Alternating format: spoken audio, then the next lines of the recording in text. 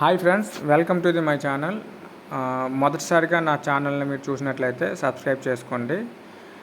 Present అయితే నా ఛానల్లో రైల్వే గ్రూప్ డికి సంబంధించి అన్ని షిఫ్ట్లో ఉన్నటువంటి మ్యాథ్స్, రీజనింగ్, జిఎస్, జీకే క్వశ్చన్స్ని ఎక్స్ప్లెయిన్ చేయడం జరుగుతుంది.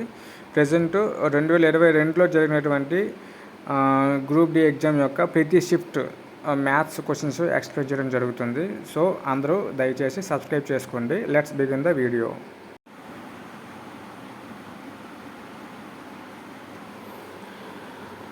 First question, read the question. Find the amount of water contained in a cylindrical tank of radius 7 meters and height 20 meters. It is known that the tank is completely filled. So ఇక్కడ మనకి question ఏంటి ఇచ్చాడంటే, ఒక cylindrical tank అయితే ఉంది, దాని యొక్క radius 7 metres, height 20 metres, అది కంప్లీట్గా ఫిల్ అయ్యి ఉంది. అయితే ఆ వాటర్ ఎంత ఫిల్ అయ్యి ఉందని అడుగుతున్నాడు. ఇది ఒక సిలిండ్రికల్ అనుకోండి, ఫర్ ఎగ్జాంపుల్ సిలిండ్రికల్ ట్యాంక్ అనుకోండి. దీని యొక్క radius R, that is 7 meters ఇచ్చాడు. హైట్ వచ్చేసి 20 మీటర్స్ ఇచ్చాడు. కంప్లీట్గా వాటర్తో ఫిల్ అయి ఉందన్నమాట అంతా ఇది. సో మనకి ఇక్కడ వాల్యూమ్ కనుక్కుంటే కంప్లీట్గా ఎంత వాటర్ ఫిల్ అయ్యిందని తెలుస్తుంది. సిలిండ్రికల్ యొక్క వాల్యూమ్ ఫార్ములా ఏంటి? That is V = πr²h. ఇక్కడ పై అంటే 22/7. ఇక్కడ ఆర్ ఆల్రెడీ మనకు తెలుసు, that is 7. 7 × 7 49 into H height ఎంత ఇచ్చాడు? 20 మీటర్స్ ఇచ్చాడు. 7 1 జా 7 7 జా. సో 22 × 7 × 20 మనం మల్టిప్లై చేస్తే 3080 వస్తుంది. సో ఇక్కడ ఫైనల్ ఆన్సర్ వచ్చేసి 3080 మీటర్ క్యూబ్ అవుతుంది. సో ఇంకా ఇక్కడ మనకు ఒక షార్ట్ ట్రిక్ కూడా ఉంది. ఇక్కడ పై అనేది 22/7 కదా. సో ఇక్కడ పైన 22 అనేది 11 మల్టిపుల్.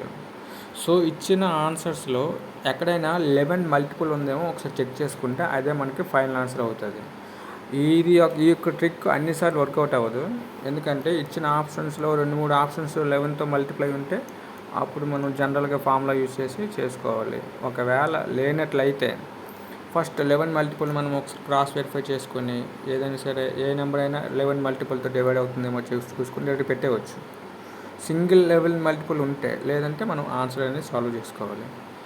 సో అలా మనం ఒకవేళ క్రాస్ చెక్ చేసుకున్నాం అనుకోండి, ఇది ఓన్లీ ఈ రిమైనింగ్ 3 ఆప్షన్స్ తప్పించి ఓన్లీ ఫస్ట్ ఆప్షనే మనకి 11తో మల్టిపుల్ అవుతుంది. సో ఇక్కడ మనకి 3080 అనేది ఫైనల్ ఆన్సర్. సెకండ్ క్వశ్చన్ చదవండి. 14 years ago, the age of father was 3 times the age of his son. Now the father is twice as old as his son. What is the sum of the present ages of father and his son? For example ఇక్కడ father age వచ్చేసి X అనుకోండి, ఈ sun age వచ్చేసి why అనుకోండి. First statement ప్రకారం మనం వెళ్దాం. 14 years ago, the age of father was 3 times the age of his son. 14 years ago అంటే ఎక్స్ అంటే ఫాదర్, 14 years అంటే మైనస్ అనమాట. 14 years క్రితం ఏజ్ వచ్చేసి 3 times ది ఏజ్ ఆఫ్ ఈ సన్ అన్నాడు. అంటే సన్ కూడా అప్పటికి 14 years ago ఫాదర్ ఏజ్ వచ్చేసి 3 times ఆఫ్ ఈ సన్ ఏజ్. సో ఇక్కడ మనకి ఏమొస్తుంది? ఎక్స్ మైనస్ 14 =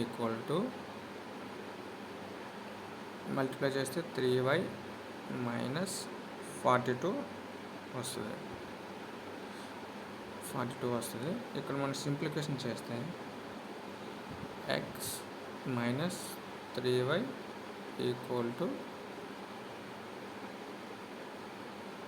-28 వస్తుంది. ఇది ఒక స్టేట్మెంట్, ఫస్ట్ స్టేట్మెంట్ అన్నమాట. ఇంకో స్టేట్మెంట్ కూడా రాసుకోవచ్చు, ఇంకో ఈక్వేషన్ కూడా రాయొచ్చు. ఏంటంటే నౌ అంటే present the father is twice as old as his son. అంటే ప్రెజెంట్ అనమాట. ప్రెజెంట్ ఏంటంటే ఫాదర్ ఏజ్ అనేది 2 times ఆఫ్ హిస్ సన్. దీన్ని బట్టి ఇంకో ఈక్వేషన్ ఎలా రాసుకోవచ్చు, X minus 2y equal to 0 అని కూడా రాసుకోవచ్చు ఇలాగా. సో ఇక్కడ ఎక్స్ మైనస్ 2y ఇక్కడ వేయండి ఈక్వల్ టు 0. ఈక్వేషన్ సాల్వ్ చేస్తే ఏమవుతుంది, ఈ ఈక్వేషన్ నుంచి ఈ ఈక్వేషన్ తీయండి, అంటే మైనస్ చేయండి. మైనస్ చేస్తే ఇది 0 అవుతుంది. Minus 3y minus of minus 2y that is minus y అవుతుంది equal to minus 28 minus 0 that is minus 28. ఈ మైనస్ మైనస్ క్యాన్సిల్ అయితే y ఈక్వల్ టు 28. y అనేది ఏంటి, సన్ ఏజ్ అనమాట. అంటే సన్ ఏజ్ వచ్చేసి 28. ఇక్కడ ఏమడిగాడు, what is the sum of present ages of the father and ఈ సన్. ఫాదరు సన్ సమ్ అడిగాడు, ప్రెజెంట్ అడిగాను అనమాట.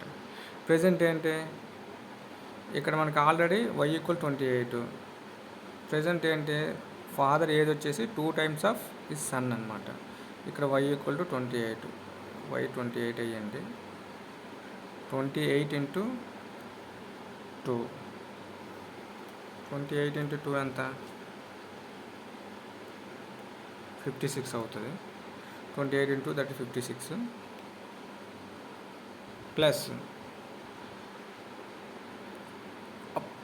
56 అనేది ఫాదర్ ఏజ్ అవుతుంది. 2 టైమ్స్ ఆఫ్ హిజ్ సన్ అన్నాడు కాబట్టి. మళ్ళీ ఇక్కడ మనకి ఓన్లీ సన్ ఏజ్ ఎంత, 28. So that is 18, that is 4, 5 to 1 that is 8, 84. ఇక్కడ 84 అనేది ఫైనల్ ఆన్సర్ అవుతుంది. Thank you. నెక్స్ట్ క్వశ్చన్కి వెళ్దాం. నెక్స్ట్ క్వశ్చన్ చదవండి. A is twice old as B, B is 1/3 as old as C.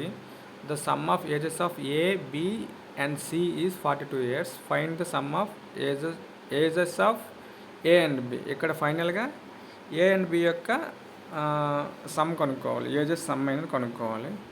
So ఇక్కడ first మనం question ప్రకారం వెళ్దాం. ఫస్ట్ స్టేట్మెంట్ ఏమి ఇచ్చాడంటే, A is twice old as B అన్నాడు. అంటే 2 టైమ్స్ ఆఫ్ బి అనేది ఏ ఏజ్ అని చెప్తున్నాడు. దీన్ని బట్టి ఎలా రాసుకోవచ్చు మనం ఈక్వేషన్ కాదు, ఒక రేషియోలాగా రాసుకుందాం దాన్ని. That is A by B equal to 2/1 అవుతుంది. నెక్స్ట్ ఇంకో స్టేట్మెంట్ కూడా ఇచ్చాడు, B is 1/3 old as C అన్నాడు. దీన్ని బట్టి బి బై సి ఎలా రాసుకోవచ్చు, B by C that is 1/3 అవుతుంది. సో ఇక్కడ మనం క్లియర్గా అబ్జర్వ్ చేస్తే ఇక్కడ ఏ ఈజ్ టు బి అనేది 2:1 అయింది, బి ఈజ్ టు సి అనేది 1:3 అయింది. ఇక్కడ బి అనేది కామనే. సో ఇక్కడ బి అనేది 1 పార్ట్ అనుకున్నాం, ఏ అనేది ఇక్కడ బి అనేది 1 పార్ట్ అవుతుంది, ఏ అనేది 2 పార్ట్స్ అవుతుంది, సి అనేది 3 పార్ట్స్ అవుతుంది. So the sum of ages of A B C is 42 అన్నాడు. అంటే 42 అనేది 2, 1, 3 దట్ ఈస్ 6 పార్ట్స్ అవుతుంది. అంటే 1 పార్ట్ ఏమైంది, 1 పార్ట్ ఈక్వల్ టు 7 అవుతుంది. 1 పార్ట్ 7 అయినప్పుడు మనకి ఇక్కడ ఏం అడిగాడు, the sum of the ages of A and B అడిగాడు. ఇక్కడ ఏ అనేది 2 పార్ట్స్, 1 పార్ట్ 7 అయినప్పుడు 2 పార్ట్స్ ఏమవుతుంది, 14 అవుతుంది. బి అనేది only 1 part that is 7. So 14 + 7 21 అవుతుంది ఆన్సర్. సో ఇక్కడ ఫైనల్ ఆన్సర్ వచ్చేసి 21. ఏం లేదు, ages sum of the ages of A and B అన్నాడు. ఏ అనేది 2 పార్ట్స్, మనకు ఆల్రెడీ 1 పార్ట్ వచ్చేసి 7 అయింది, 2 పార్ట్స్ 14 అవుతుంది. బి వచ్చేసి only 1 part that is 7. So 14 + 7 is 21. ఓకేనా. నెక్స్ట్ క్వశ్చన్కి వెళ్దాం. క్వశ్చన్ చదవండి. If the volume of sphere is 36 pi cm3 then the diameter of the sphere అడిగాడు. వాల్యూమ్ ఇచ్చాడు, డయామీటర్ కనుక్కున్నాడు. ఏం లేదంటే జస్ట్ సింపుల్గా ఫార్ములా బట్టి వెళ్ళిపోవడమే. మనకి వాల్యూమ్ ఆఫ్ స్పీర్ ఏంటి, V = 4/3 πr³ అనమాట.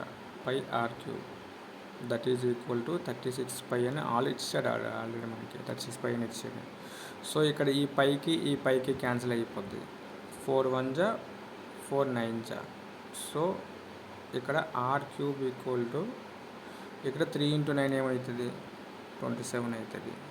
దీన్ని బట్టి ఆర్ ఏమవుతుంది, 3 క్యూబ్ కదా. సో ఆర్ ఈక్వల్ ఇక్కడ ఏమవుతుంది, 3 అవుతుంది. మనకి డయామీటర్ అంటే తెలుసు, 2r కదా.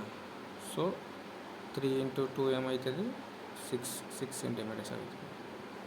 సో ఇక్కడ 6 అనేది మనకి ఫైనల్ ఆన్సర్. నెక్స్ట్ క్వశ్చన్కి వెళ్దాం. వెరీ సింపుల్ క్వశ్చన్ అండి ఇచ్చాడు ఇక్కడ. Which of the following is divisible by both 4 and 8. మనకి 4th డివిజిబుల్ రూల్ ఏంటి, మనకి ఏం తెలుసు, లాస్ట్ 2 డిజిట్స్ అనేది 4తో డివిజిబుల్ అవ్వాలి. జస్ట్ ఫస్ట్ 4తో చెక్ చేద్దాము, తర్వాత 8తో చెక్ చేద్దాం. ఎందుకంటే ఇక్కడ బోత్ అన్నాడు కదా, 4 and 8తో రెండింటితో డివైడ్ అవ్వాలి. జస్ట్ ఫస్ట్ 4తో చెక్ చేద్దాం. 42 అనేది 4తో డివిజిబుల్ అవుతుందా, no, it is not divisible 4. అలాగే 24 డివిజిబుల్ అవుతుందా, ఇక్కడ డివిజిబుల్ అవుతుంది.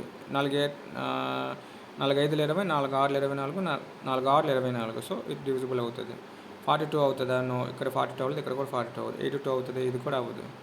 సో మనం డైరెక్ట్గా చూసి చెప్పవచ్చు 3824, ఎందుకంటే ఇక్కడ ఇది ఒక్కటే 4తో డివిజిబుల్ అవుతుంది. సో ఆటోమేటిక్గా ఈ రిమైనింగ్ 3 4తో డివిజిబుల్ అవ్వట్లేదంటే అక్కడే ఫస్ట్ స్టేట్మెంట్ అనేది ఫెయిల్ అయిపోయింది. సో డైరెక్ట్గా చూసి పెట్టవచ్చు 3824 అనేది బోత్ 4 and 8తో డివిజిబుల్ అవుతుందని. Okay, thank you. Please subscribe my channel and support my channel.